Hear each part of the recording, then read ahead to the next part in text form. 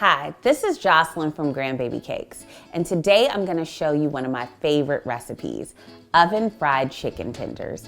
These taste unbelievable, have so much flavor, but without all the fat. So to get started, we're going to start with our egg mixture here.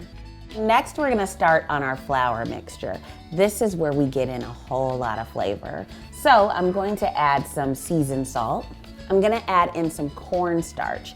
I love adding cornstarch to my fried chicken because it really gives it a lot of that nice crunch. Next, I'm adding in some smoked paprika, or you can use regular paprika, totally up to you. Some cayenne for some spice. I've got some onion and garlic powder that are going in as well, and some black pepper. Give that a nice whisk. So once that's all whisked together, I'm gonna actually add in some milk. Now you're probably wondering, why am I gonna add milk to the dry ingredients? But I'm gonna kind of drizzle it in and create some crumbs. That'll give us that nice fried chicken flavor. And then just kind of take a fork and scoop it together.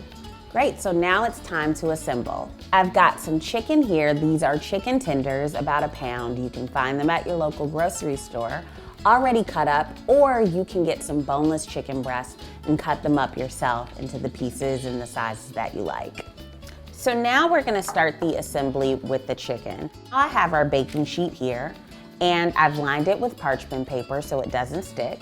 And I'm also going to use an oil spray and liberally spray this.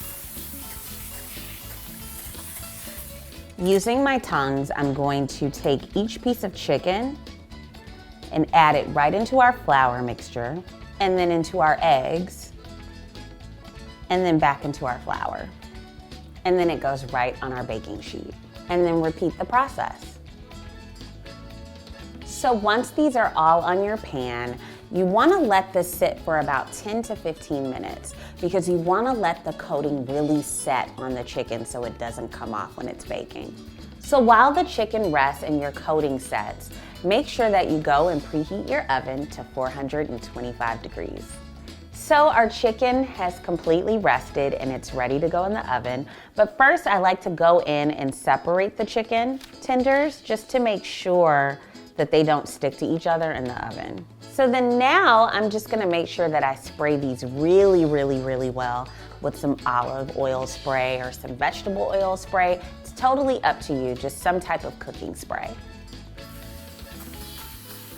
Lastly, I'm just gonna drizzle this with a little bit of vegetable oil. And now these are ready to bake. So our chicken is out of the oven. As you can see, it is just perfect, golden brown, crispy, just absolutely everything you love about fried chicken, but without all the fat. Not that much oil, and it's really simple to bring together. I hope you loved that I showed you how to make this recipe. Once again, it is one of my favorites. If you want the full recipe, make sure you go to grandbabycakes.com.